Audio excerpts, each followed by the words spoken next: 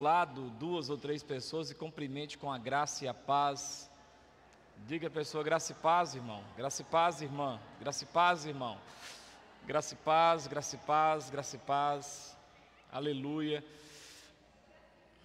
Glória a Deus. Que bom estarmos na casa do Senhor para adorarmos ao nome daquele que vive e reina, o nome que é sobre todo nome. Nós temos algumas igrejas nossas aqui em Minas Gerais que, desde quando começou a pandemia e a quarentena, essas igrejas não tiveram nenhum dia de culto ainda. E visto que está na gestão do legislativo decidir, então alguns legislativos eles optam por travar mesmo o funcionamento da igreja. Até parece que o Covid ele mora na igreja, né?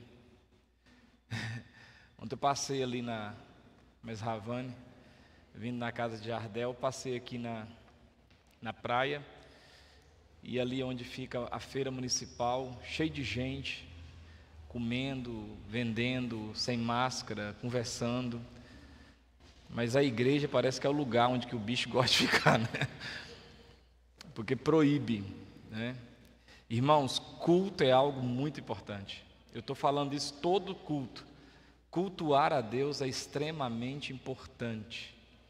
Vir para a casa do Senhor e cultuar a Deus é extremamente importante. Você precisa, eu preciso, nós precisamos cultuar a Deus. Amém? Nós fomos feitos para o louvor da glória do nome do Senhor. Vamos fazer uma oração por essas igrejas nossas, irmãs em Cristo, que estão sem culto. Você pode ficar de pé onde quem para a gente interceder por essas cidades? Senhor, nós pedimos ao Senhor agora por algumas cidades que o povo de Deus ainda não pode se reunir na igreja, devido às diretrizes do município onde essas igrejas se encontram. E nossa oração é para que o Senhor coloque a tua mão de poder, que o Senhor reverta esses quadros. Graças a Deus, algumas cidades já começaram a liberar. Hoje, Bom Despacho, parece que vai ter o primeiro culto. Santo Antônio do Monte já está tendo já o terceiro culto, domingo passado, quinta e hoje. Mas ainda tem cidades nossas, igual Tiros tirou o culto que tinha soltado. Pitangui voltou atrás e não deixou ter culto mais. Deus, como é ruim para um ministro, para um crente, para um adorador do Senhor, não poder se reunir, ainda aqui com restrições, para adorar o Senhor. Por isso nós intercedemos por essas pessoas, pedimos ao Senhor que tome essas vidas que já estavam sendo discipuladas, que já estavam sendo libertas da bebida, das drogas, da prostituição, da pornografia, e de repente se veem sem um acompanhamento, e aí a frieza, a apatia vai entrando de novo no coração. Muitos há que se desviam nesse período. Por isso, nossa oração é pedindo ao Senhor que tenha misericórdia no nome de Jesus.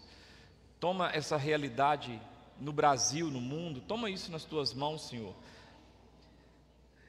Em nome de Jesus, dá inteligência ao pessoal, que essa vacina que está sendo experimentada possa surtir um efeito positivo, para que nós possamos, de certa forma, voltar ao normal, se é que vai ter normal depois disso. Nossa oração é pedindo ao Senhor também consolo, conforto, às famílias que perderam pessoas nesse período e que não puderam nem fazer um enterro digno. Pedimos ao Senhor que o Teu Espírito Santo console, em o nome de Jesus, traga consolo, graça e misericórdia, é a nossa oração, em o nome de Cristo Jesus. Amém e amém. Podemos assentar, meus irmãos. Oh, aleluia.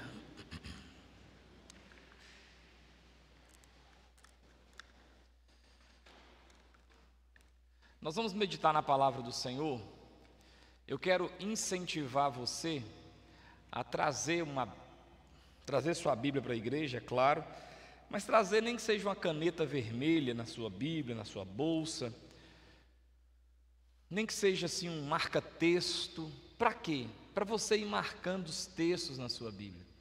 Nós sempre estamos falando versículos aqui em números, e às vezes você não marca isso na Bíblia. Aí daqui a um tempo você precisa conversar com alguém, você precisa explicar para alguém alguma coisa, e você não tem nada, você não sabe nada, a não ser que, diferente de mim, você tem uma mente assim muito privilegiada, e você consiga decorar textos assim, tipo, assim, de cabeça mesmo. Falou, você, pá, está em tal lugar. Falou, você, pó, está em tal lugar, né?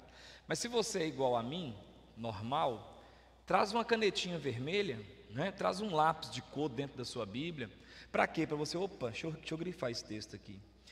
No prazo aí de um tempo bom, você vai ver como é que a sua Bíblia vai ficar toda marcada, né? Você vai ver sua Bíblia e falar assim, nossa, né?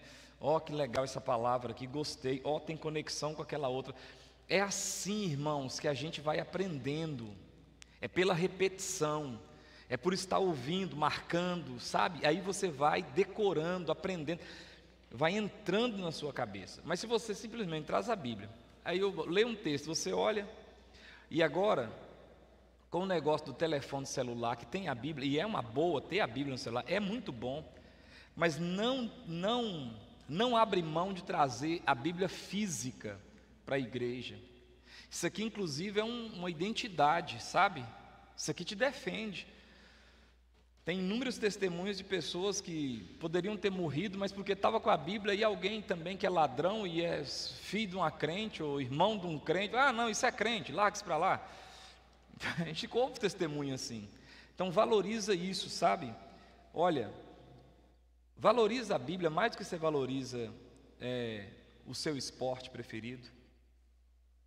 Valoriza esse momento mais do que você valoriza o seu esporte preferido. Hoje eu estava vendo, o pessoal se reuniu aí no mato, um tanto de moto para fazer trilha, aquele mundo de carro e churrasco. Eu pensei, cara, que legal. Se esse pessoal tivesse a mesma disposição para buscar a Deus de vez em quando, isso era tão bom. Né? E o pessoal da bicicleta também, não estou criticando não, eu estou te dando uma dica. Faz essas coisas, mas não deixe de fazer essa outra. Né, o pessoal que gosta de bicicleta e junta, bota na cacunda e bota a bicicleta no carro e some nesse mundo de meu Deus e gasta 500 conto para ir ali pedalar. O pessoal do jiu-jitsu aí é kimono de 700 e vai e compra trem. A gente tem que ter essa mesma garra, na verdade mais garra para as coisas de Deus. Aí você marca um pequeno grupo, a pessoa mora do lado do outro, não pode ir. Vocês estão entendendo? Aí tem um culto de estudo. Terça-feira estamos tendo culto de estudo, não pode participar porque está cansado demais. Aí quarta-feira tem uma intercessão aqui, aí espera o médico falar biópsia para vir na quarta, porque enquanto o médico não fala biópsia, não pisa aqui de jeito nenhum. Aí tem um culto de mulheres, meu Deus do céu, é as mesmas que vêm, só elas que precisam. Tem um culto de homens, tem que fazer churrasco e dar a picanha de graça. Então, irmãos, faça essas outras coisas, mas não omite essas aqui, porque elas são extremamente importantes. Amém, amados? Não deixe de fazer, não. Busca a Deus, enquanto se pode achar. Esse versículo quer dizer para nós que vai chegar um dia em que não será possível mais achar a Deus. Então, busca Ele enquanto você pode, enquanto Ele está perto, invoca enquanto Ele está perto. Bom, nós vamos ver alguns textos da palavra de Deus, eu acho que vão transmiti-los ali, multimídia. Nós vamos ver alguns textos da palavra de Deus. Bom, o primeiro texto que nós vamos começar aqui na meditação da palavra é o texto de Romanos, no capítulo 1. Nós vamos ver o capítulo 1, versículo 16. E aí nós vamos meditando aí em outros textos também. Vamos lá. A palavra de Deus diz em Romanos capítulo 1, versículo 16. Preste atenção, porque já começamos a pregar. Pois não me envergonho do evangelho, porque é o poder de Deus para a salvação de todo aquele que crê, primeiro do judeu e também do grego.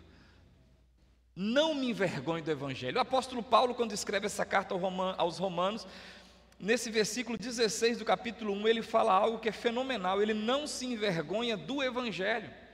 Ele diz: o Evangelho para mim não é motivo de vergonha. Paulo foi preso, chicoteado, acusado, difamado, mas ele está dizendo: eu não me envergonho do Evangelho. E aqui essa assertiva de Paulo, ela traz para a gente uma pergunta, porque a pergunta ela está viva, pulando aqui para a gente, de qual Evangelho Paulo não se envergonha? Qual é o Evangelho que não causa vergonha no apóstolo? Qual é o Evangelho que ele não fica constrangido em se identificar com esse Evangelho? Porque ele diz: eu não me envergonho do Evangelho. Mas quando você liga a televisão e você vê alguns evangelhos sendo pregados, você se pergunta assim: gente, será que é desse Evangelho que Paulo não se envergonha? Ou será que o Evangelho que nós vemos hoje não tem nada a ver com o Evangelho que Paulo falou e não se envergonhava deles?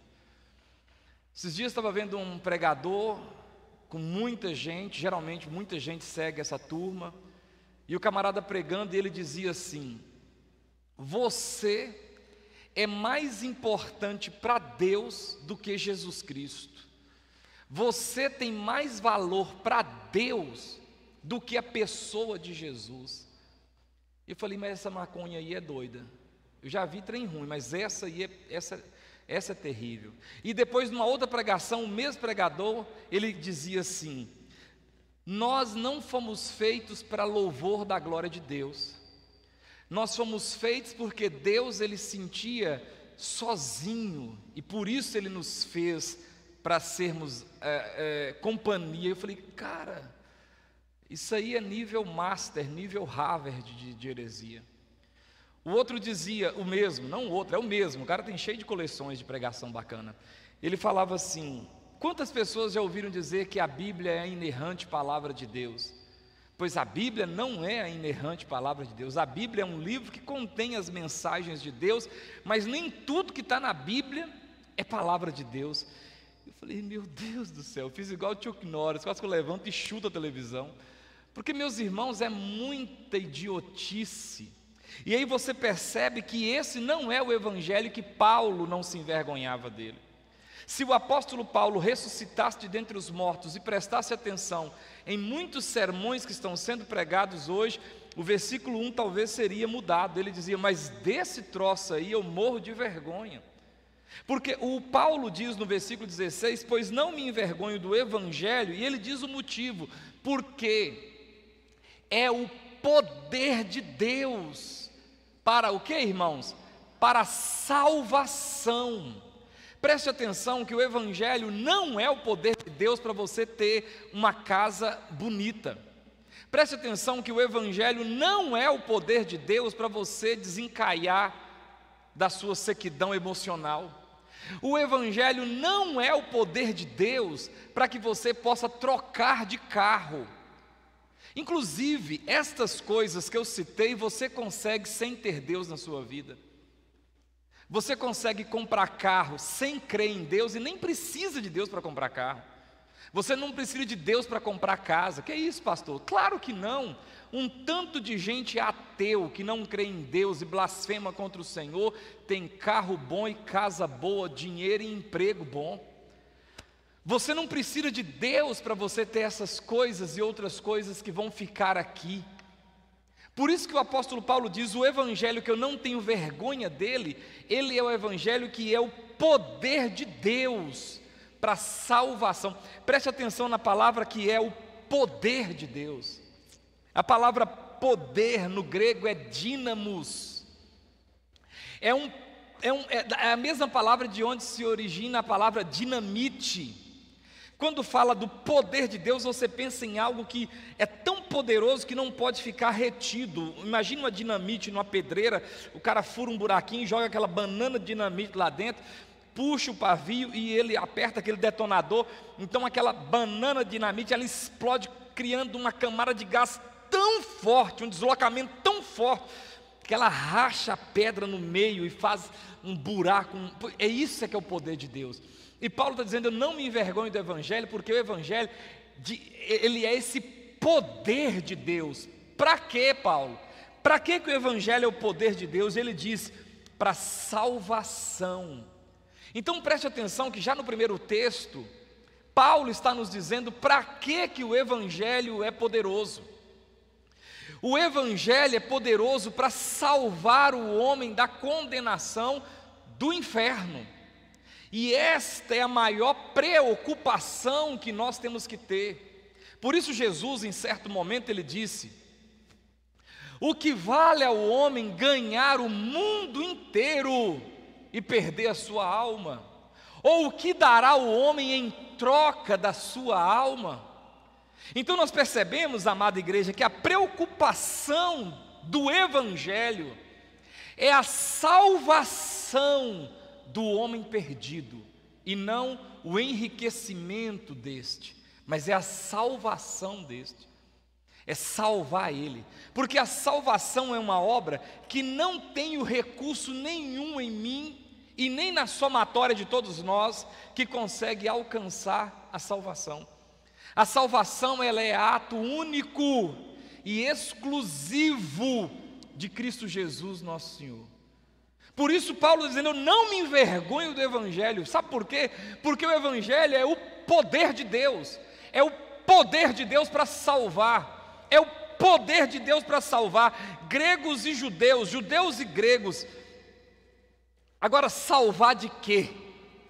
Romanos capítulo de número 3, versículo 23, Paulo diz o seguinte: pois todos pecaram e carecem da glória de Deus.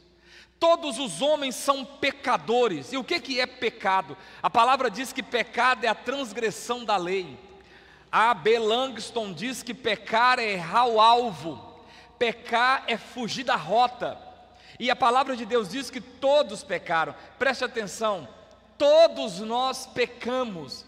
O menino bonito, a menina bonita que nasceu lindo, linda, perfeito, educado, com todos os detalhes do corpo encaixados nos padrões de beleza da sociedade. Ele estudou nas melhores escolas, ele tem um comportamento super educado, ele pode ser o supra-suma da beleza, mas esse indivíduo é um pecador por natureza, porque Paulo diz que todos pecaram e são carentes da glória de Deus. Quando eu chego para você e falo: Cristiano, você não quer me ajudar me dando uma cesta básica, porque eu tenho uma família carente ali precisando. O que você entende? Que é uma pessoa que não tem. Carente é isso. Quando o texto diz que todos pecaram e carecem da glória de Deus, é porque todos nós somos como essa mulher, essa família que não tem o que comer, e ela é uma pessoa carente, ela é uma pessoa que carece de uma assistência. Todos nós somos carecidos da glória de Deus, somos pecadores. Abra sua Bíblia comigo em Romanos, ainda, capítulo 11, um pouquinho para a sua direita aí, versículo 32 vai dizer assim: porque Deus, presta atenção, a todos, quantos pecaram? Todos. E Deus faz o que com todos? A todos Deus encerrou debaixo da desobediência, porque Deus a todos encerrou na desobediência. Deus colocou todos os homens numa mesma condição, desobedientes. Imagine que aqui são todos os homens, essa mesa aqui é a desobediência. Deus pegou todos e colocou debaixo da desobediência. Todos os homens foram colocados debaixo da desobediência. E o texto diz que Deus colocou todos os homens debaixo da desobediência, a fim de usar da misericórdia para com todos eles. Então nós não temos uma casta de pessoas, então nós não temos um grupo seleto de pessoas que são isentas, pessoas que não precisam se ajoelhar. Nós não temos esse grupo. Pessoas que não precisam adorar, pessoas que não precisam se quebrantar. Nós não temos um grupo de pessoas que tem um outro caminho para eles. A palavra de Deus diz, Romanos 3:23, porque todos pecaram. Romanos 11:32, porque Deus pegou todos que pecaram e colocou todos debaixo da desobediência. Para quê? Para usar de misericórdia para com todos. Preste atenção na palavra todos.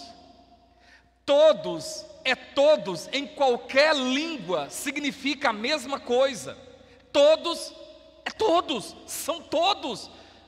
Deus pegou todo mundo, eu, você, nós, a conjunção de nós todos, e enfiou debaixo da desobediência. Porque em Adão, que é o cabeça federal da raça humana, todo mundo pecou. Todo mundo pecou. Todos pecaram e são pobres, carentes, carecem da glória de Deus. E quando Deus coloca a gente debaixo da desobediência, não é para punir a gente de cara, é porque Ele quer usar de misericórdia com a gente. Mas para Deus usar de misericórdia comigo, eu não posso entender como esse moço que pregou, que diz que eu sou melhor do que Jesus. Eu não posso entender que eu sou uma pessoa maravilhosa, porque se eu sou uma pessoa maravilhosa, aí já não é mais misericórdia, é favor de Deus fazer isso comigo. Porque aqui, Senhor, que sou eu, o Senhor sabe quem sou eu. É por isso que o Evangelho, em primeiro lugar, ele tem que te humilhar. O Evangelho tem que mostrar para você que você não consegue sozinho. É por isso que a salvação, como diz Efésios 2, 8 e 9, é pela graça, não vem de vós, é dom de Deus. E nem das obras, para que ninguém se glorie. Ninguém pode se gloriar. Romanos 6, volta aí para a sua esquerda. Romanos 6 vai nos dizer algo interessante sobre a recompensa, sobre o galardão que o pecado dá. O pecado tem um presente para todo mundo. E Romanos vai dizer assim: porque o salário do pecado é a morte, mas o dom gratuito de Deus é a vida eterna em Cristo Jesus, nosso Senhor.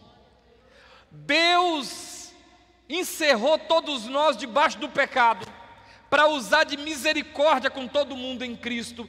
Mas eu preciso entender que quem está em pecado, ele tem a recompensa da morte. O salário do pecado é a morte.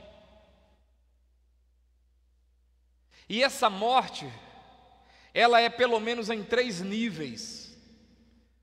Porque existe a morte espiritual, existe a morte física e existe a morte eterna, que é a condenação eterna do homem que morreu afastado de Cristo. Por isso que o salário do pecado é a morte. Vem comigo em Isaías, um pouco para a sua esquerda, um tantão para a sua esquerda, o único texto do Antigo Testamento que a gente vai ler, Isaías 59. Em Isaías 59, versículo 1, o pessoal estava assim reclamando com o profeta: olha, Deus não escuta a gente, Deus não está respondendo, o que está acontecendo? Será que Deus está com a mão engrungida, aleijada? Será que os ouvidos de Deus estão entupidos? E aí o profeta diz assim: eis que a mão do Senhor não está encolhida, para que não possa salvar, nem surdo o seu ouvido para não poder ouvir. Presta atenção no 2. Mas as vossas iniquidades fizeram separação entre vós e o vosso Deus, e os vossos pecados encobrem o seu rosto de vós, para que vos não ouça, porque as vossas mãos estão contaminadas de sangue, e os vossos dedos de iniquidade, os vossos lábios falam mentiras, e a vossa língua profere maldade. Isaías está dizendo, isso é o pecado. Deus não está te respondendo, porque quando Ele olha para você, Ele tem vontade de te matar. Porque o pecado suscita em Deus a justiça, e Ele fica irado quando vê o pecado. Sabe, irmãos, eu posso até cantar para você um louvor, eu posso até cantar um louvor com você, mas você tem que ter maturidade para entender. Eu posso até dizer, você é precioso, mais raro que o ouro puro de Orfi.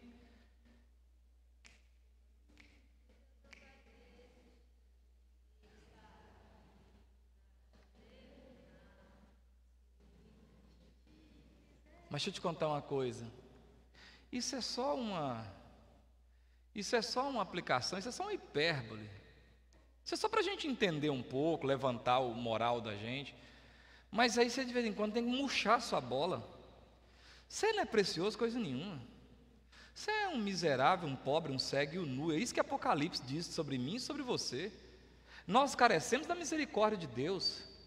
Muitos de nós, velhos de crente, de vez em quando assombramos com a nossa mente. Porque tem hora que a nossa cabeça, ela funciona de um jeito, você fala assim, mas até hoje ainda penso isso dos outros. Meu Deus do céu, até se você não tomar cuidado, você se pega desejando mal para os outros. Sim ou não? Sim ou não? Se você não ficar, daqui a pouco você se pega. Olha, você é a mente da gente. Então, eu posso até cantar, você é precioso, mais raro que o ouro puro de Orfi. Só que você não pode ficar vaidoso com isso não, porque você não é precioso coisa nenhuma. A sua justiça diante de Deus parece um trapo de imundícia. Precioso é Jesus. Jesus em nós é a esperança da glória. Tudo bem, vamos cantar aqui, você é precioso, não tem problema, mas desde quando eu não me soberbeça achando que eu sou precioso mesmo?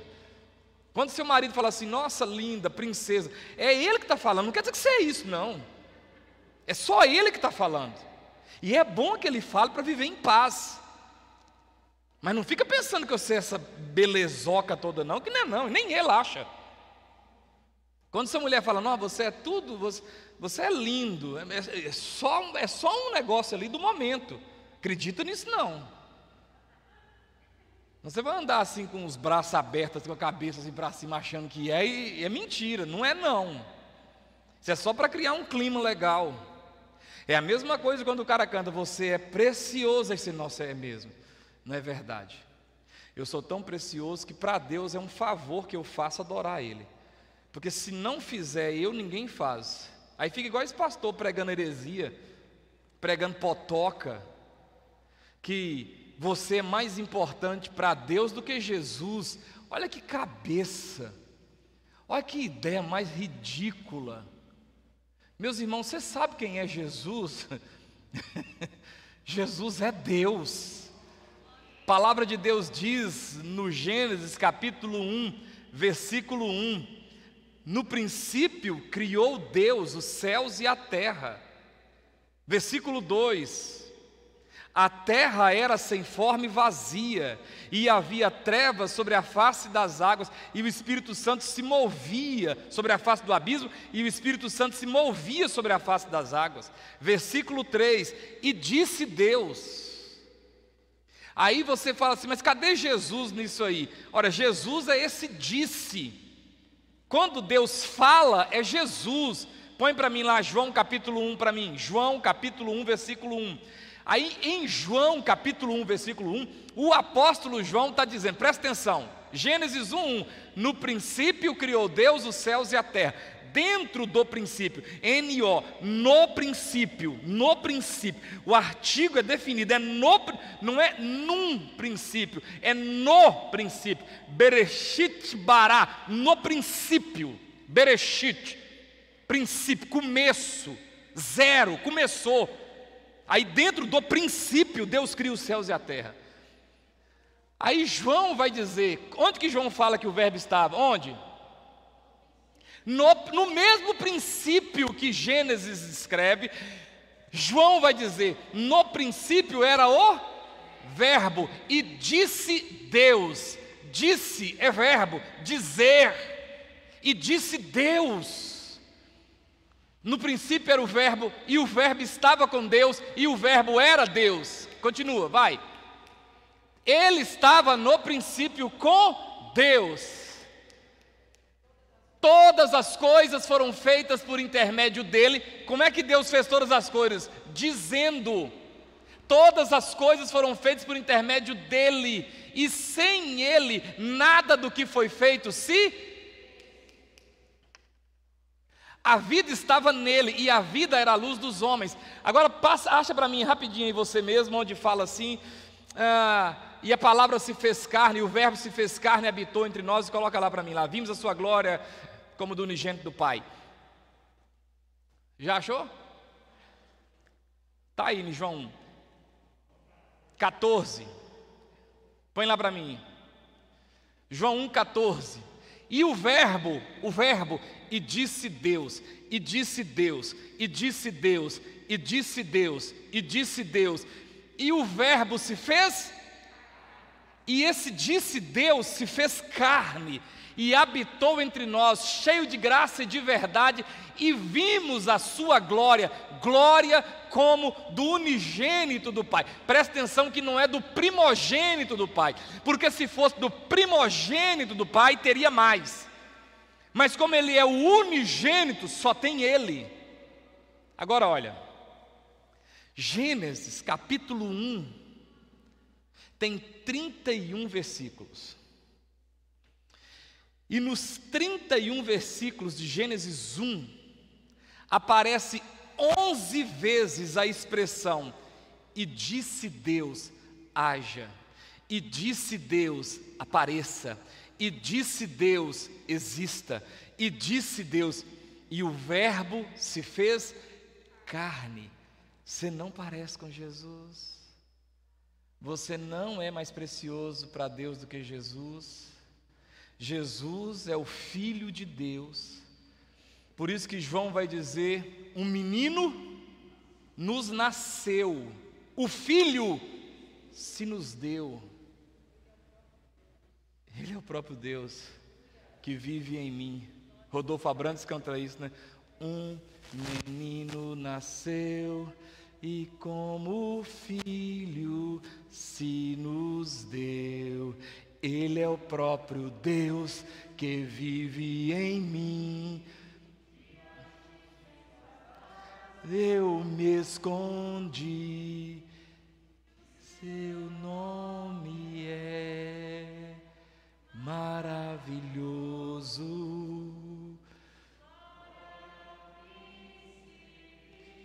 E aí a bateria começa, bum, bum, bum, bum, bum. Os céus começam a se abrir, volta aqui. E eu com a guitarra, com o cabelão grandão assim, mas vamos voltar aqui de novo. O que eu estou querendo dizer? O Filho, aí você pega João capítulo 3, versículo 16, porque Deus amou o mundo de tal maneira que deu o seu menino. É Deus seu menino? Gente, dá uma pancada, não sei, vocês me questionam. E Deus amou o mundo de tal maneira que deu o seu menino. Não, Deus não deu o seu menino, porque Deus não tem menino, Deus tem filho. Ele deu seu filho unigênito, para que todo aquele que nele crê, no Filho, não pereça. Qual é o nome da segunda pessoa da Trindade? Filho. E o nome dele da carne, o nome da carne dele? Jesus. Mas ele é o quê? Filho.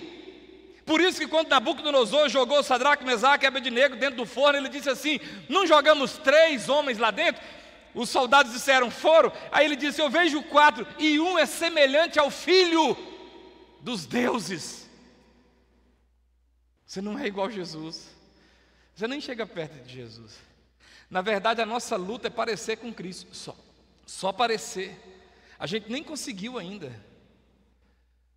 Então o Evangelho vai te mostrar que você não é nada, que eu não sou nada, que nós somos pecadores. E Isaías vai dizer que Deus está chateado com a gente, que Deus encolheu as mãos e colocou a mão no ouvido e não quer ouvir o que a gente está falando por causa do pecado.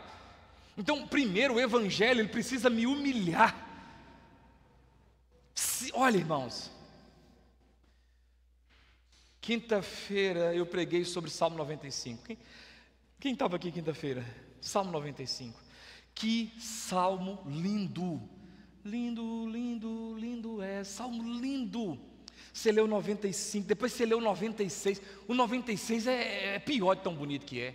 Depois você leu o 100. Celebrai com júbilo ao Senhor, nós todos moradores da terra. Servi a Ele com alegria, apresentai diante dele com um cântico. Sabei que o Senhor é Deus. Rapaz, você vai lendo aqui. E aí você fala, como é que esse povo adorava a Deus assim? Sabe por que eles adoravam Deus assim?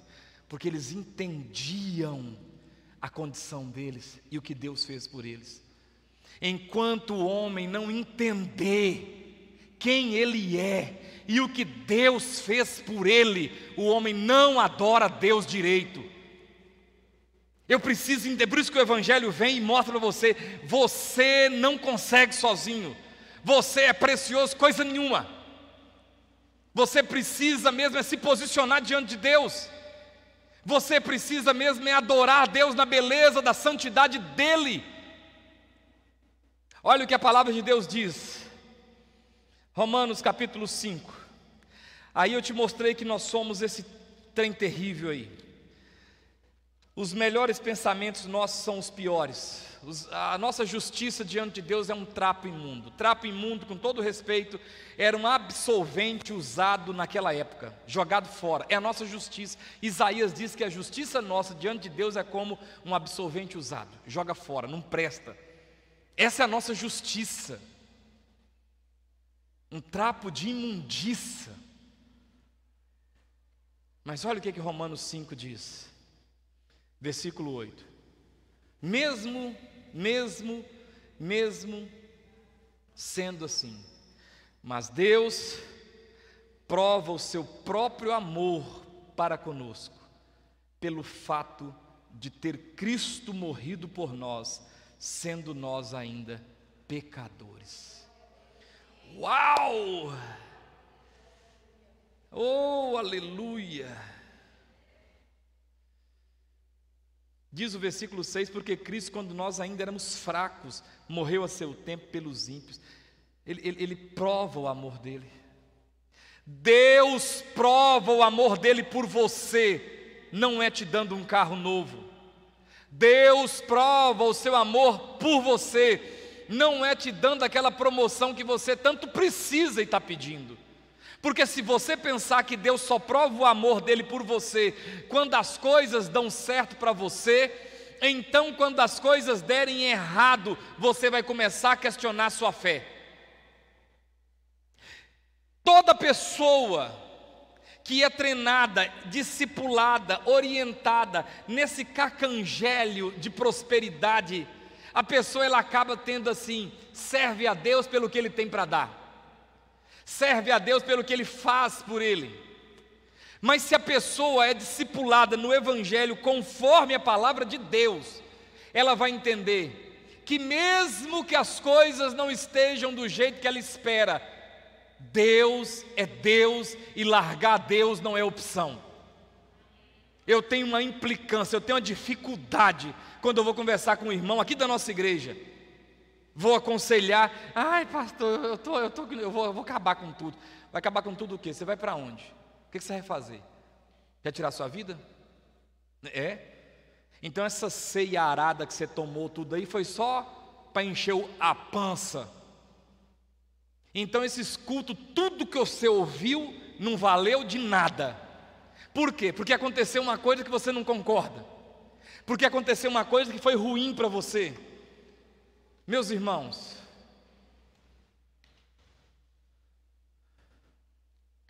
tem 3 coisas que não dá para você falar nunca na sua vida.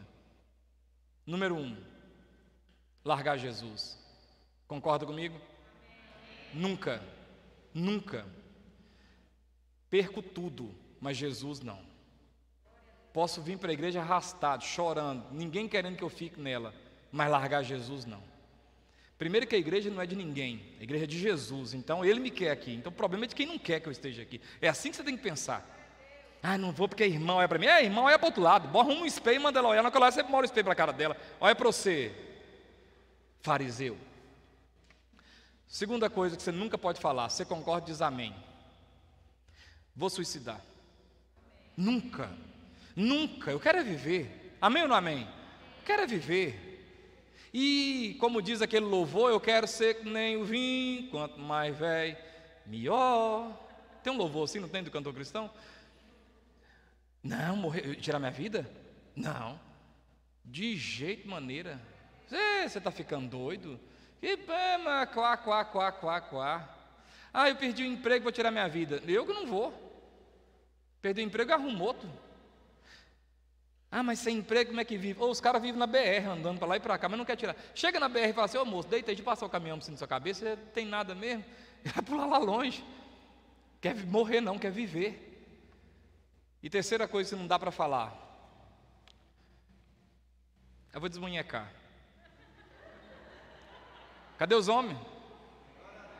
Ó, de jeito nenhum, tá doido, oxe, né? Aqui não, Zé. Chibata, tá ficando é doido. Dá, Hernando, para falar assim, de jeito nenhum. Nada de atos bichildes. Tem 3 coisas que não dá para você fazer. Vou largar Deus. Como, irmão, que você vai largar Deus? Você está ficando doido? Pedro um dia pagou de gatão e Jesus falou assim: vai, ué, some da minha frente. Aí Pedro falou assim: sumir para onde? Para onde que nós vamos? Só o Senhor tem palavras de vida eterna. Irmão, você vai para onde, irmãos? Eu vou tirar minha vida para acabar o sofrimento. Tira a sua vida que você vai queimar no inferno de fogo e enxofre eternamente, com Satanás e os demônios todos. Tem pastor ensinando que suicídio não... porque a pessoa dá tempo dela arrepender. Porque a pessoa está fora de si. Olha para mim, eu sou pastor da raiz, pastorzão da escola velha, escola antiga. Deixa eu falar para você, suicidou, você vai para o inferno. Pode criticar no Facebook, pode fazer postzinho de politicamente correto. Não suicida. Pastor, e quem suicidou? Problema é dele, não sei. Eu sei que eu estou falando para você não suicidar. Não inventa moda. Larga, some, vai embora, muda de cidade. Mas suicidar, não. Em nome do Senhor Jesus. Que esse papinho, não, porque não tem papinho não. Deixa eu te contar uma coisa. Deus prova o seu amor para conosco, mesmo quando tudo der errado, porque o amor dele é provado quando Jesus morre por nós na cruz do Calvário, e não quando as coisas dão certo. As coisas dão errado para quem Jesus ama. Deu errado para Paulo. Paulo perdeu a cabeça, decapitado pelo Império Romano, e ele disse assim: eu sei em quem tenho crido. Ele disse: combati o bom combate. Eu completei minha carreira e guardei a fé. Agora a coroa da justiça me está reservada, que o Senhor, o justo juiz, me dará naquele dia. Se der errado, não quer dizer que Deus não me ama. Muito pelo contrário, tem coisa que está dando errado, e quando dá errado é que está dando certo, porque não era para ser. Você tem que ser crente desse jeito. Deus prova o seu amor para comigo enviando Cristo Jesus para morrer na cruz no meu lugar. Agora pode ser que eu vou continuar bem empregado, e pode ser que eu vou perder o emprego. Pode ser que eu vou morar numa casa boa, e pode ser que eu vou morar numa casa não tão boa. Pode ser que eu vou conseguir trocar de carro, e pode ser que eu não vou conseguir trocar de carro. Pode ser que eu vou ficar casado até a morte, pode ser que a mulher vai me largar. E talvez vai me largar e eu vou passar vergonha por ter me largado. Mas isso não quer dizer que Deus não me ama. Quem está entendendo? Pode ser que amanhã eu vou lá no médico e o médico fala comigo assim: quero que você faça uma biópsia. E eu vou fazer uma biópsia e dá positivo. Você tem que fazer um tratamento. Deus não me ama. Deus continua me amando, porque a prova do amor de Deus é Cristo ter morrido na cruz para me salvar eternamente. Isso é que é prova de amor. O resto é natural. O resto é coisa humana, passageira, temporal. É por isso que quando você vai conversar com uma irmã igual a doutora Malicardi, você sai de lá envergonhado, porque você vai tentar aconselhar ela que te aconselha, porque em momento nenhum murmura, porque sabe, é crente sustância. Nem esses trem, sabe, com esse evangelho, chocolatezinho, esse evangelhozinho Nutella, com esse povo todo frescondes. Agora está uma turma de homens frescondes, não, Deus me livra. Jesus podia voltar logo, acabar com esse trem logo. Uns homenzinhos com luz no cabelo, que não sei o que, com unha, com uma calcinha fololozinha, o espiador. Ah, não, que trem ridículo.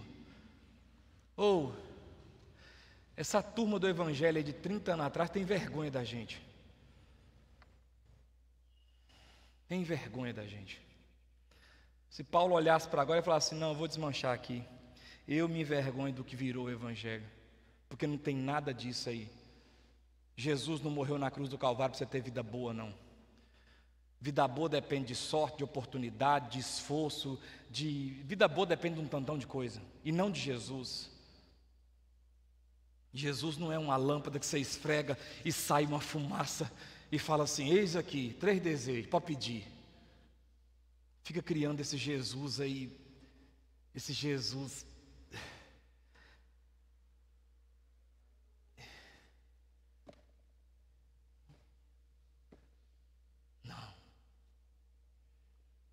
Eu vou te mostrar um texto, como é que Jesus é visto na Bíblia. Espera aí. Vê se é esse trem aí, esse trem está parecendo mais um flosou. Vê isso aqui, ó. Vou te mostrar como é que Jesus é visto na Bíblia. Eu vou demorar um pouquinho aqui, porque está fora do meu esboço. É só porque me deu aqui o fogo na cara. Quer ver? Vou te mostrar aqui. Vi na mão direita daquele que estava sentado no trono um livro escrito por dentro e por fora, de todo selado com 7 selos.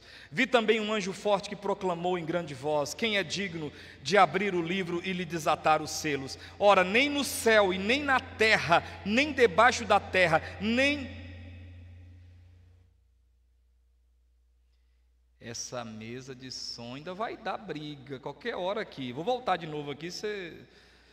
Levanta as mãos aí, Mateus. Quem tiver com... Para de mexer nessa mesa, que uma hora nós vamos descontrolar. Vamos lá.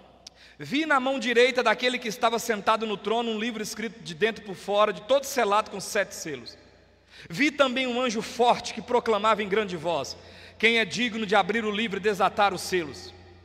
Ora, nem no céu e nem sobre a terra, nem debaixo da terra, ninguém podia abrir o livro, nem mesmo olhar para ele. E eu chorava muito, porque ninguém foi achado digno de abrir o livro, nem mesmo de olhar para ele. Todavia, um dos anciãos me disse: não chores, eis o leão da tribo de Judá, a raiz de Davi, que venceu para abrir o livro e os 7 selos. Então vi no meio do trono e dos 4 seres viventes e entre os anciãos de pé um cordeiro como tendo sido morto. Ele tinha 7 chifres, bem como 7 olhos, que são os 7 Espíritos de Deus enviados por toda a terra. Chifre é poder na Bíblia.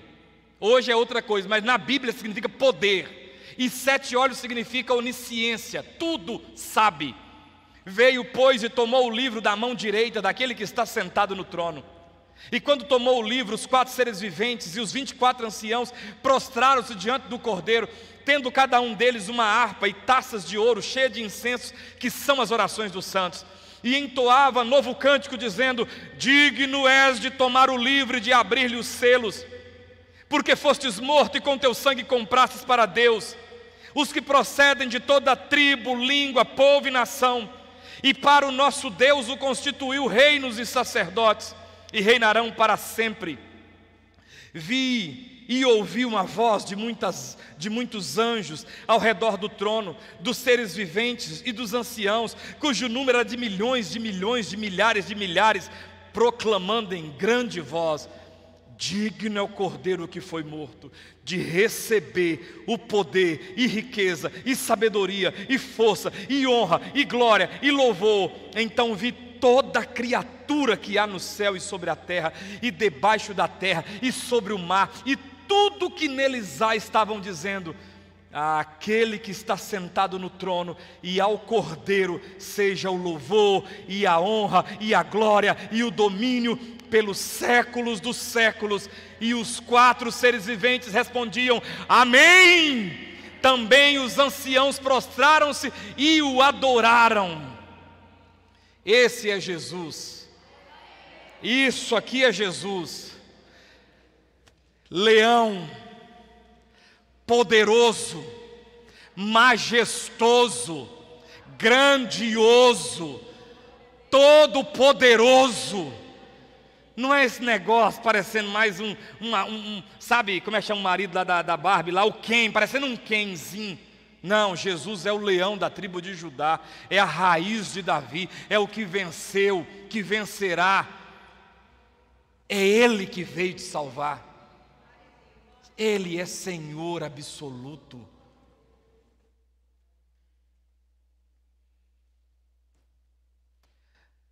Atos capítulo 2. Esse Jesus, Atos capítulo 2, e juntamente com Atos 2, abre Atos 16, fecha assim no meio, assim, segura a folha, Atos 2 de um lado e Atos 16 do outro. Depois que a gente escuta tudo isso, a gente precisa fazer perguntas, e a pergunta que precisa ser feita está aqui em Atos 2. Em Atos 2 e também Atos 16, segura os dois assim que nós vamos ler 4 versículos. Nós vamos ler 1 no 2, vamos ler 1 no 16, vamos voltar a ler 1 no 2 e voltar e ler 1 no 16. Atos 2, versículo de número 37. Os 3.000 ouviram essa pregação de Pedro, e diz o versículo 37, ouvindo eles estas coisas, compungiu-se-lhes o coração e perguntaram a Pedro e aos demais apóstolos. Olha a pergunta: que faremos, irmãos? O que nós vamos fazer com nossas vidas? Depois que Pedro pregou aquela mensagem, eles falam: o que nós vamos fazer? Atos 16, o carcereiro viu as cadeias serem quebradas, as paredes da prisão.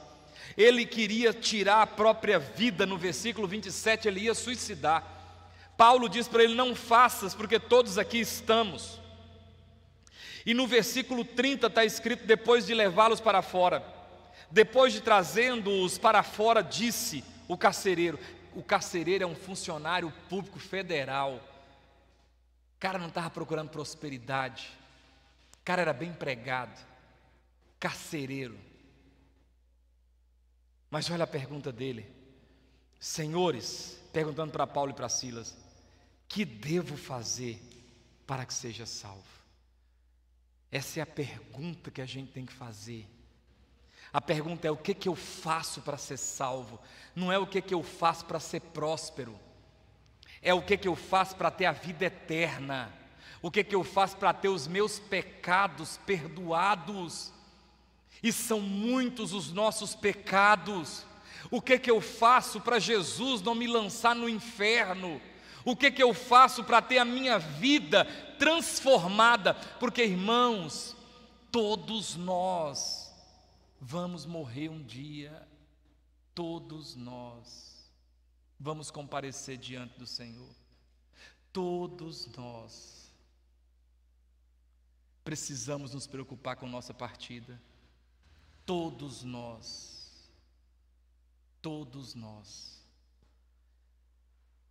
eu te engano, você me engana, nós conseguimos nos enganar, mas nenhum de nós consegue enganar o Senhor. Os olhos dele são como chamas de fogo, e ele consegue sondar o mais profundo de nossas almas, os desejos mais obscuros que nós até já esquecemos. Ele tem todos eles diante dele. Por isso o carcereiro perguntou: como que eu faço para ser salvo? Como que eu faço para fugir dessa ira vindoura? Volta lá para Pedro, capítulo 2. Pedro responde a pergunta dos 3.000, no versículo 38. Respondeu-lhes Pedro, olha a resposta de Pedro, irmãos, é muito simples. Ele respondeu: arrependei-vos, e cada um de vós seja batizado em nome de Jesus Cristo para a remissão dos vossos pecados, e recebeis o Espírito, o dom do Espírito Santo. Arrependa-se, converta-se a Jesus. Isso vai bloquear, cancelar, anular, apagar todos os seus pecados. E presta atenção no versículo de número 39, pois para vós outros é a promessa, para vossos filhos. Você pode levantar a sua mão e falar: é para os meus filhos também. É para os nossos filhos também, não é só para nós, é para nós e é para os nossos filhos e é para todos quantos o Senhor nosso Deus chamar. É para nós e para os nossos filhos. Nossos filhos não é para perecer, não vão para o inferno, não vão ser traficante, maconheiro, macumbeiro, vão ser servos de Deus. Você pode dizer amém? É para nós, mas é para os nossos filhos também. E a gente tem que tomar posse disso. Olha o versículo 31 agora de Atos 16. O carcereiro pergunta: como é que eu faço, Paulo? Como é que eu faço, Silas? E Paulo e Silas respondem: crê no Senhor Jesus. Crê no Senhor Jesus e serás salvo, tu e a tua casa toda. Creia em Jesus. Fala de Jesus. Creia nele. Confia nele, adora ele, joga os deuses fora, não se dobra diante de outro Deus, não cante louvor para outro Deus. Na verdade, não existe outro Deus, só o Senhor é Deus.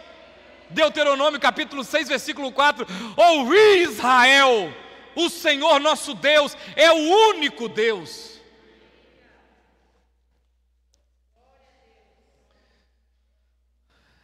Atos capítulo 8, outro funcionário público federal, precisava de campanha de prosperidade não, precisava de salvação, porque esse aqui é primeiro-ministro, chefe da casa civil da rainha de Candace, da Etiópia. Precisava não era dinheiro que ele queria, dinheiro não era para ele, ele era tesoureiro da rainha Candace de Amantítere. E sabe o que ele fala? Versículo 36 do capítulo 8: seguindo eles caminho fora, chegando a certo lugar onde havia água, disse o eunuco: eis aqui água, que impede que seja eu batizado? Olha a resposta de Filipe. Filipe respondeu: é lícito, se creres de todo o coração. Olha a resposta do cara. Isso aqui é a resposta, irmão, de um cara que foi discipulado numa carroça. O cara em 15 minutos foi discipulado numa carroça. Há 2 minutos atrás o cara não sabia nem o que ele estava lendo.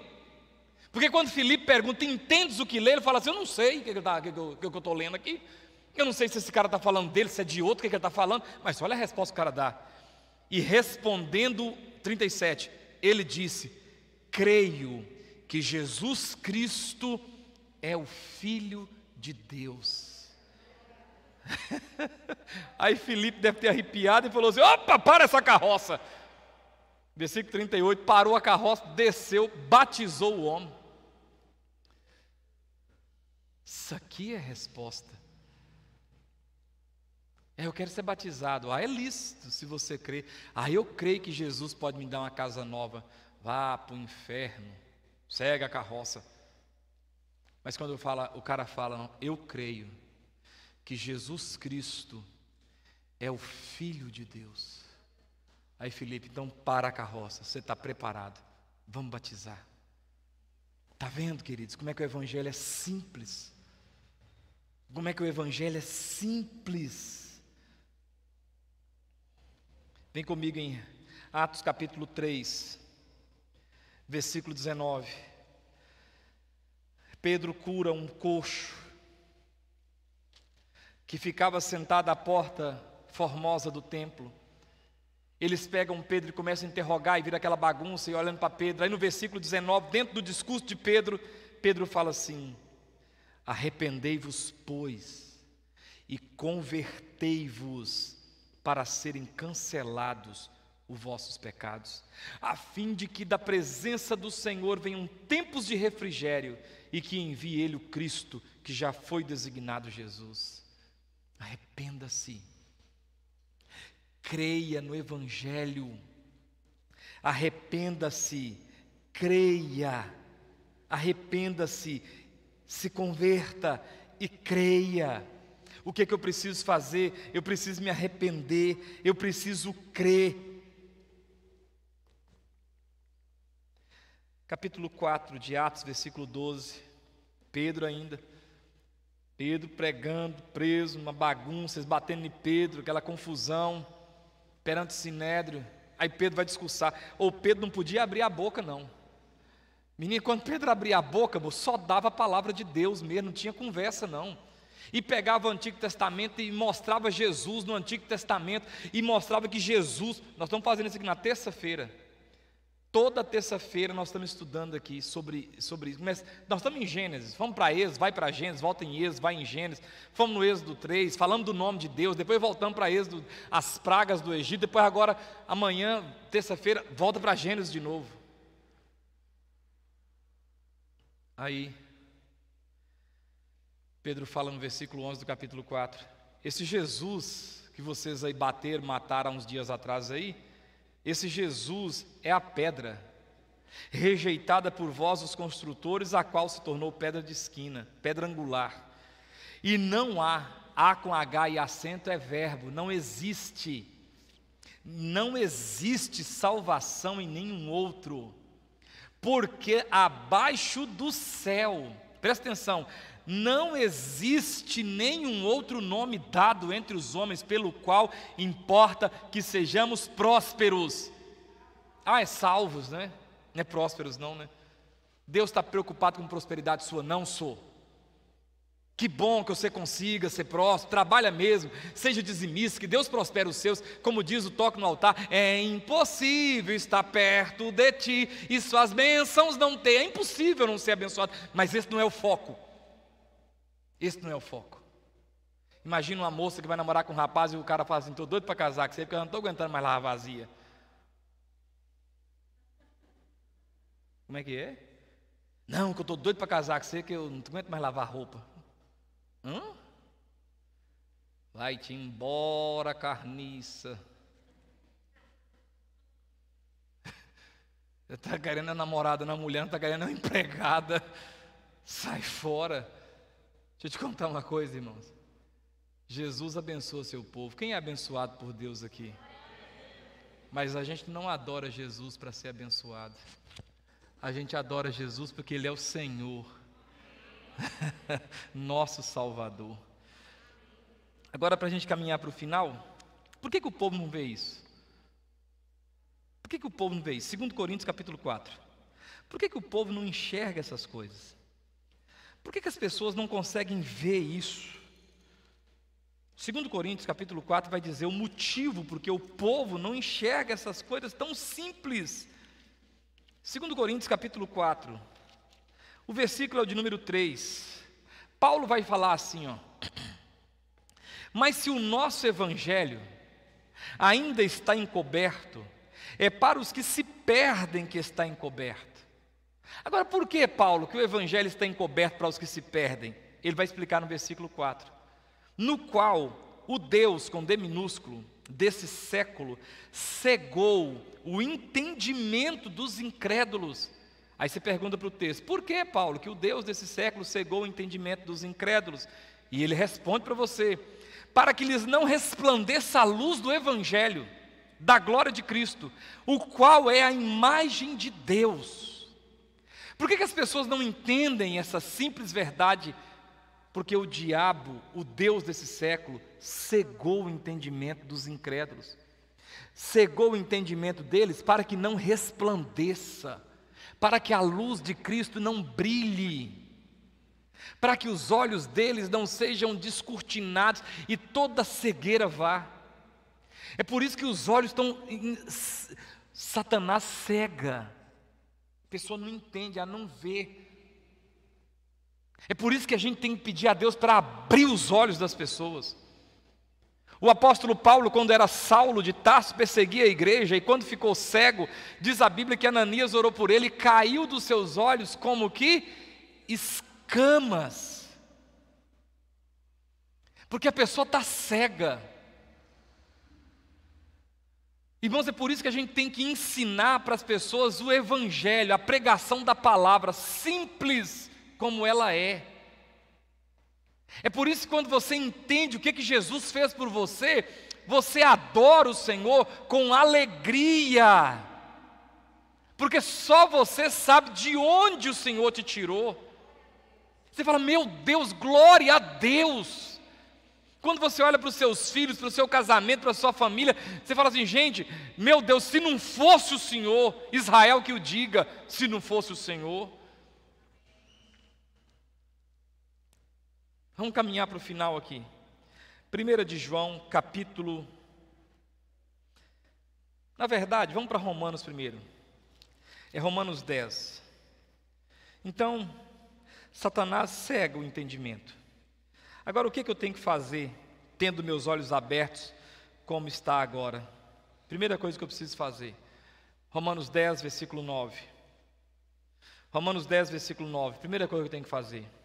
Se com a tua boca confessares a Jesus como Senhor, e em teu coração creres que Deus o ressuscitou de dentre os mortos, será rico, não será salvo. Em lugar nenhum tem esse negócio de ser rico, ser próspero, ter dinheiro. Não tem nada disso na Bíblia, não. O negócio é salvação. Será salvo se você confessa com a boca, se você crê com o coração, será salvo. E o versículo 10 diz: porque com o coração se crê para a justiça, e com a boca se confessa a respeito da salvação. Com a boca se confessa, com o coração se crê. 1 João, capítulo 5. Você precisa confessar Jesus como Senhor de sua vida. Se você não fez isso, você precisa fazer. 1 João 5. Talvez alguém disse para você: se você já nasceu com Jesus, é mentira. Você não nasceu com Jesus, você não nasceu nem com dente na boca. Eles vieram depois caiu, depois nasceu, e já caiu um bocado também já. Você não nasceu nem com cabelo na cabeça. Como é que você nasceu com Jesus? Jesus você tem que escolher.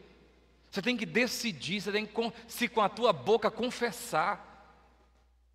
Olha o que diz 1 João capítulo 5, versículo 11. E o testemunho é este, que Deus nos deu a vida eterna, e esta vida está no seu filho ou menino? No seu filho. Aquele que tem o filho tem a vida, aquele que não tem o Filho de Deus não tem a vida. É simples assim. Ah, mas eu acho, não cabe acho. Ah, mas eu penso, não quero saber o que você pensa. Evangelho de João, capítulo 3, versículo 36. Evangelho de João, lá para a sua esquerda, capítulo 3, versículo 36. Por isso, quem crê no, e presta atenção que filho é tudo maiúsculo. Por isso, quem crê no Filho tem a vida eterna. O que todavia se mantém, olha a palavrinha aí, qual é a palavrinha? Rebelde contra o Filho, não verá a vida, mas sobre ele permanece, olha aqui o texto, o que? A ira de Deus. Por isso, quem crê no Filho tem a vida eterna. Quem não crê no Filho, sobre ele permanece a ira de Deus. João 17. João 17. E o que é essa vida eterna? O que é a vida eterna? João 17, 3 vai dizer o que é a vida eterna. Coloca lá para mim, vamos ler todo mundo junto. Lá em cima, 1, 2, 3.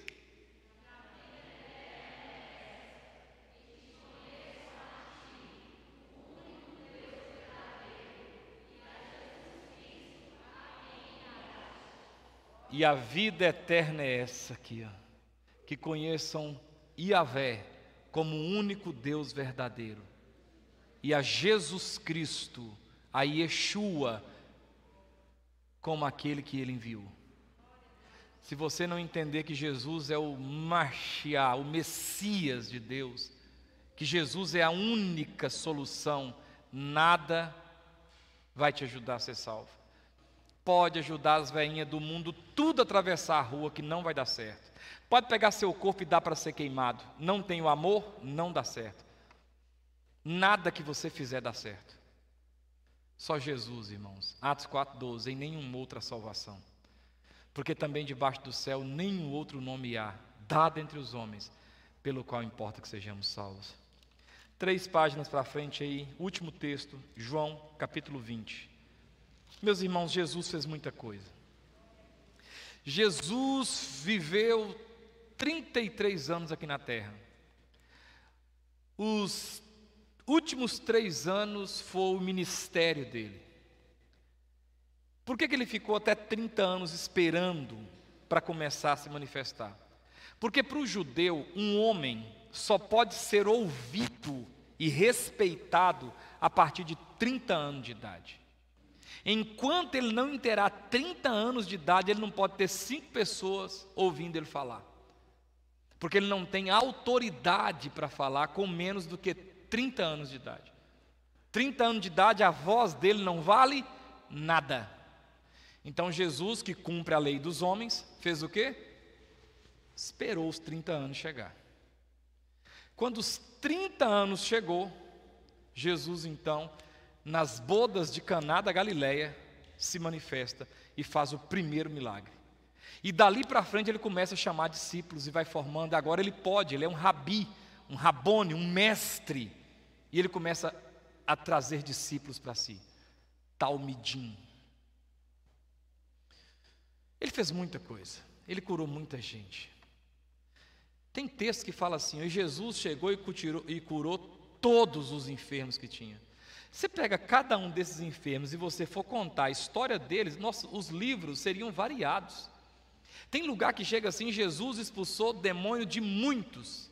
Tem texto que diz assim: ó, e Jesus chegou na cidade e curou multidão de pessoas. Tem texto que diz que ele não fez muitos milagres em alguns lugares porque o povo era incrédulo.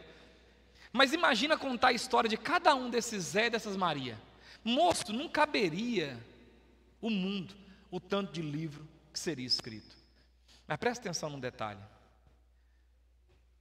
O que foi escrito é o suficiente para cumprir um propósito. E eu vou te mostrar agora para fechar. João 20, versículo 30. Na verdade, fez Jesus diante dos discípulos muitos outros sinais que não estão escritos nesse livro. Estes, porém, foram registrados para que creiais que Jesus é o Cristo, o Filho de Deus, e para que, crendo, tenhais vida em seu nome. Eu acho que você não entendeu.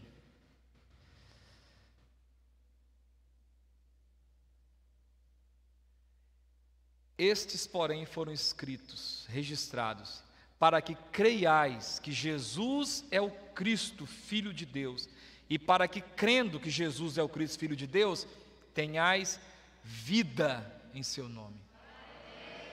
Isso aqui é suficiente. Na mesma página aí, no capítulo 21, versículo 24, diz assim: este é o discípulo que dá testemunho a respeito destas coisas e que as escreveu, é João. E sabemos que o seu testemunho é verdadeiro.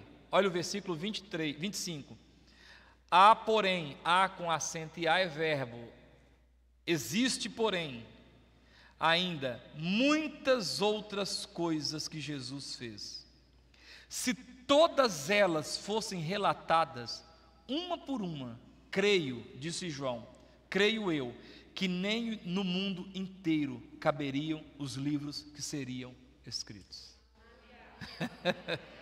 Mas estas coisas que foram escritas é suficiente para te salvar ou te condenar. Porque você tem toda a revelação de Deus aqui, é o necessário está aqui. Ninguém tem desculpa diante de Deus. Eu queria que você se colocasse de pé. A palavra de hoje foi falando sobre esse Salvador, falando sobre esse Senhor que tem poder para salvar e é o único que pode fazer isso. E eu queria fazer um convite no seco, sem mexer nas suas emoções hoje. Eu queria fazer um convite assim seco, sem graxa nenhuma, no osso. é pela consciência do Espírito Santo. Existe alguém nessa noite que quer entregar sua vida para Jesus Cristo. Você ouviu essa palavra e você entende que você precisa firmar um compromisso com Jesus. Se existe alguém nessa noite que quer entregar sua vida para Jesus, levante sua mão que nós vamos orar por você. Existe alguém nessa noite que quer aceitar Jesus como seu Senhor e Salvador? Segundo, existe alguém que já aceitou Jesus, mas que está desviado, afastado dos caminhos do Senhor. E hoje você entende que você precisa reconciliar com Deus. Porque se você não reconciliar com Deus, você vai continuar distante dEle. Existe alguém nessa noite que quer aceitar Jesus ou se reconciliar com Jesus? Se tiver, levante sua mão, que nós vamos orar por você. Existe alguém nessa noite que quer entregar a vida para Cristo Jesus, que quer reconciliar com Jesus? Se tiver, levante sua mão e nós vamos orar por sua vida hoje, em nome de Jesus. Se não existe, não tem problema, sinal que todo mundo está bem com Deus e eu estou feliz. Mas se existir, antes desse culto acabar, pastor, mas eu tenho que ir aí na frente? Cara, tem, infelizmente tem, sabe? Tem, porque quando era para o mundo você ia lá na frente, dançava na boquinha da garrafa. Então, para Jesus tem que fazer melhor mesmo. Você tem que vir na frente, sempre você vai ter que vir na frente. Você tem que confessar, publicamente. Confessar escondidinho não dá certo, não. Se existe alguém que quer entregar a vida para Jesus, se existe alguém que quer reconciliar com o Senhor, levante sua mão e nós vamos orar por você. E vamos abençoar a sua vida. Se não existe, vamos cantar um pedacinho de um louvor para a gente orar. De um Deus que salva. Você pode levantar suas mãos. Cristo move as montanhas e tem poder para salvar. Tem poder para salvar. Para sempre, autor da salvação. Jesus a morte venceu, sobre a morte venceu. Erga suas mãos. Senhor, em nome de Jesus, toma a vida desse homem nas tuas mãos. Toma a vida dessa mulher nas tuas mãos. Toma essa família, Senhor. O Senhor conhece histórias, o Senhor sabe cada vida que está aqui hoje. O Senhor sabe onde há dor, onde há tristeza. O Senhor sabe onde está a afronta. O Senhor sabe onde está o problema. Ajuda, Senhor. Jesus, Tu és o nosso Deus. O mais importante é a salvação de nossas almas. Sabemos que o Senhor faz muito mais, porque a palavra diz que o Senhor faz infinitamente mais do que tudo que pedimos ou pensamos, conforme o Seu poder que opera em nós. Toma pessoas aqui nas Tuas mãos, fortalece, renova, ajuda, estende a mão.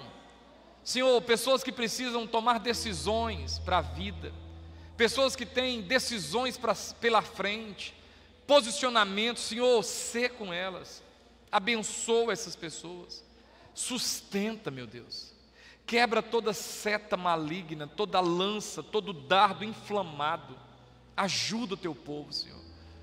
Deus, essa pandemia, ajuda a gente, Senhor, tem misericórdia, em nome de Jesus. Queridos, que a graça de Deus, as consolações do Espírito Santo do Senhor e o amor de Cristo Jesus esteja sobre a sua vida, hoje e para todo sempre. Olha, que essa semana seja uma semana de bênção na sua vida, viu? E que toda cilada, seta que o inimigo tenha preparado, que caia por terra no nome de Jesus. Que Deus guarde você, guarde sua família, guarde suas coisas e que Ele vá na frente te abençoando, é o meu desejo. Deus abençoe. Só cumprimenta sem apertar a mão, tira a máscara só no carro